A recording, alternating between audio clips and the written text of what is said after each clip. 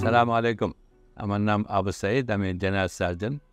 আজকে বায়ুপথের আশেপাশের কিছু সমস্যা নিয়ে কথা বলবো, যেটা সাধারণত আমাদের দেশে অনেক হয়, কিন্তু অনেকেই হয়তো লজ্জায় পারিবারিকভাবে বা সামাজিকভাবে এটা প্রকাশ করে না। কোনো ডাক্তারের কাছেও যেতে চায় না, লজ্জায় নিজে নিজে ভুগে এবং কষ্ট করে।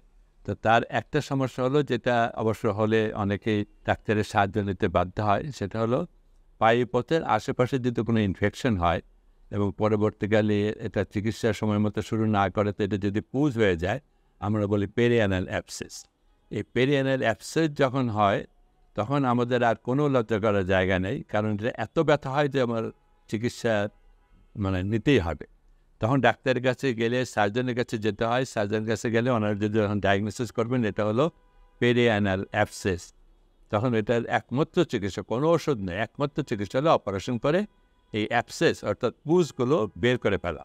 এই পুজগুলো যদি প্রথম ধাক্কা দিয়ে আমরা ঠিকমতো অপারেশন করে সমস্ত পুজ, অলমোস্ট 100% পুজ বের করে, ওটার ওই ক্যাভিটিটার ভেতরে একটা বড় গর্ত হয়ে যায় যেখান থেকে পুজ জমে, সেইটার ভেতরে যদি আমরা ওষুধ দিয়ে পরিষ্কার করে দিতে পারি, তাহলে এই অ্যাবসেসগুলো যখন শুকিয়ে যায় আস্তে আস্তে, তখন অলমোস্ট নর্মাল হয়ে যায়। এবং কারো আমরা এই শুকিয়ে যাওয়ার পরে যখন পরীক্ষা করি, তখন টেরই পাওয়া যায় না যেখানে একটা অপারেশন হয়েছিল, একদম শুকিয়ে নর্মাল টিস্যুর সাথে মিশে যায়।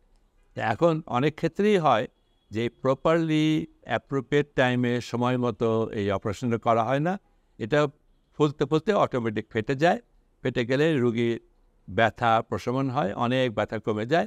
এরপরে আর রুগী ঠিকমতো চিকিৎসা নিতে চায় না বা পারে না। তখন ওই পুজগুলো হয়তো অনেক ক্ষেত্রে 50% পুজ বের হলো, কিছু ক্ষেত্রে হয়তো 60% পুজ বের হলো। এই যে 50% বা 40% পুজ ভিতরে রয়ে গেল, এটাই হলো পরবর্তীকালের সমস্যা।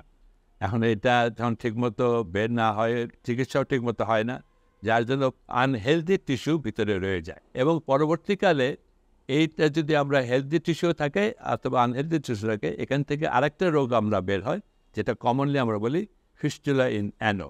তো এই ফিস্টুলা ইন অ্যানো যেটা দেখা যায়, যার বাইরে থেকে একটা ছোট্ট মুখ থাকে, এখান থেকে পুজ বা রস মাঝে মাঝে বেরোতে থাকে। এটা আমাদের শারীরিক অবস্থার জন্য ভালো না, এবং এই অবস্থাটা মানুষের স্বাভাবিক লাইফের ভোগান্তি বাড়িয়ে দেয়।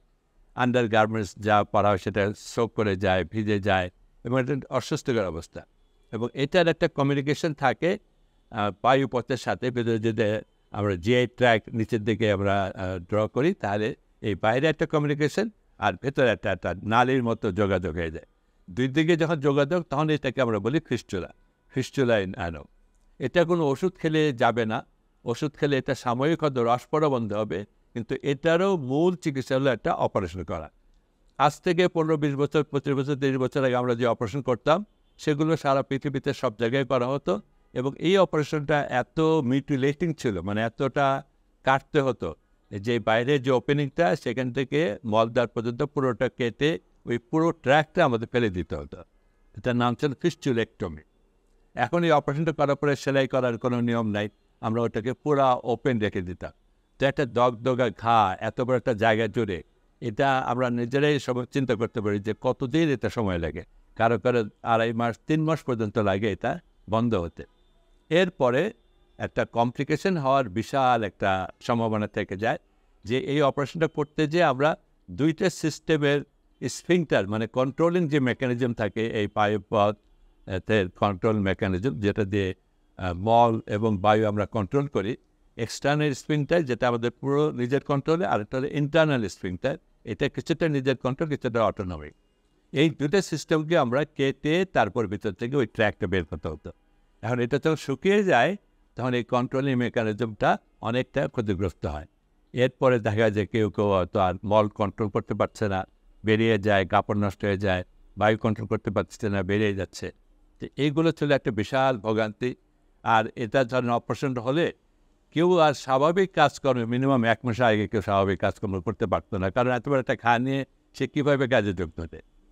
কিন্তু আল্লাহর কি রহমত, আমরা রিসেন্টলি যে টেকনোলজি বের হয়েছে লেজার ট্রিটমেন্ট, এটা দিয়ে আমরা যখন চিকিৎসা করি, আমাদের সামনে এখন বহু পেশেন্ট আছে যাদেরকে চিকিৎসা করা হলে আজকে, পরের দিন থেকে সে কাজ করতেছে, এবং এই 2 সপ্তাহের মধ্যে যদি পরীক্ষা করি, দেখা গেল কিচ্ছু নাই।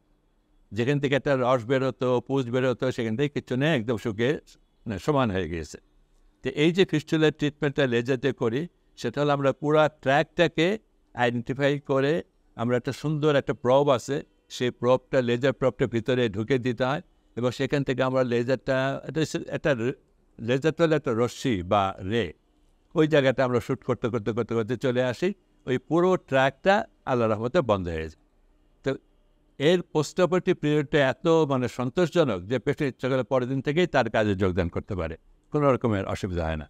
তো আমরা যাদের এই সমস্যা আছে, যদি আমরা কেউ ডাক্তারকে দেখাই এবং উনি বলেন ফিস্টুলাই ন্যানো, তাহলে আমার পরামর্শ যে আপনারা আর পুরনো সিস্টেমে অপারেশন করবেন না, মডার্ন সিস্টেম আপনি অপারেশন করেন, আপনার ভোগান্তি একদম চলে যাবে, কোনো রকমের ভোগান্তি নাই। আপনি যদি কাজে ব্যস্ত থাকেন, নিশ্চয়ই সবাই কাজে ব্যস্ত, এবং কাজে ব্যস্ত থাকলে একদিন দুদিন পরে আপনি সেই কাজে যোগদান করতে পারবেন। এসব অপারেশনে জাস্ট 1 নাইট হসপিটাল স্টে, পরের দিন চলে গেলেন and you start your normal work. তো আজকাল যখন এই সুবিধা আল্লাহ দিয়েছেন, আমরা যদি কারো, আল্লাহ করুক কারো অসুবিধা না হোক, কিন্তু যদি কারো হয়, আমরা যেন সেই সুযোগের সদ্ব্যবহার করি, ভালো চিকিৎসাটা নিয়ে নিজে নিজে তাড়াতাড়ি সুস্থ হওয়ার চেষ্টা করি। আসসালামু আলাইকুম ওয়া রাহমাতুল্লাহ।